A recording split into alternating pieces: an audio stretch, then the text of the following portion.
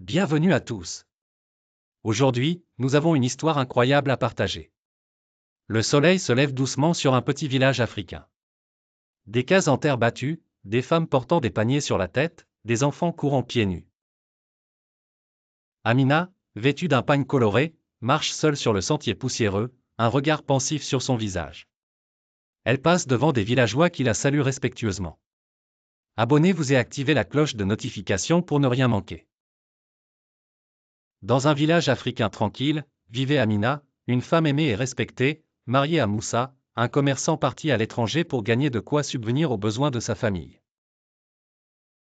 Pourtant, derrière son sourire, elle cachait une solitude profonde, un vide que l'absence de son mari ne faisait qu'accentuer.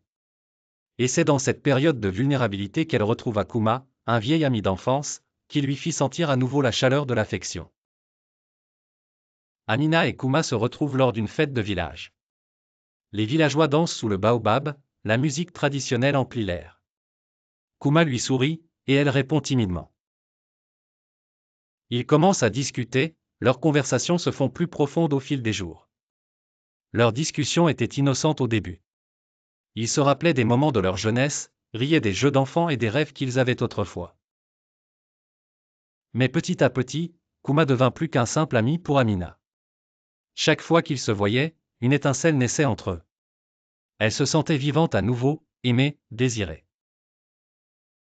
Les rires devenaient des regards prolongés, et bientôt, la complicité se transforma en désir. Kouma et Amina se retrouvent souvent près de la rivière, sous un arbre, loin des regards indiscrets. Leur complicité devient de plus en plus palpable. Ils se tiennent la main un moment, mais Amina retire rapidement sa main, la culpabilité lisible sur son visage. Ce qui devait être une simple amitié se transforma en une attirance interdite. Amina luttait contre ses sentiments, mais chaque jour qui passait, elle se retrouvait plus proche de Kouma. Pouvait-elle résister à la tentation? Et si son mari Moussa revenait, comment justifierait-elle cette proximité? Amina et Kouma partent un soir pour une longue marche, loin du village.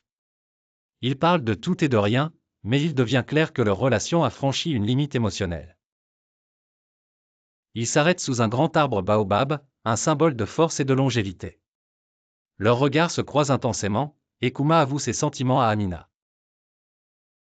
Kouma ne pouvait plus se retenir.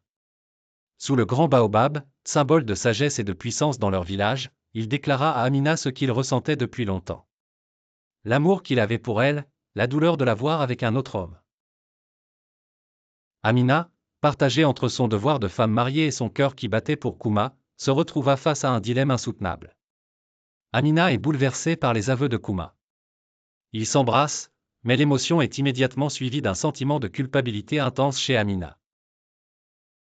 Elle se retire, les larmes aux yeux.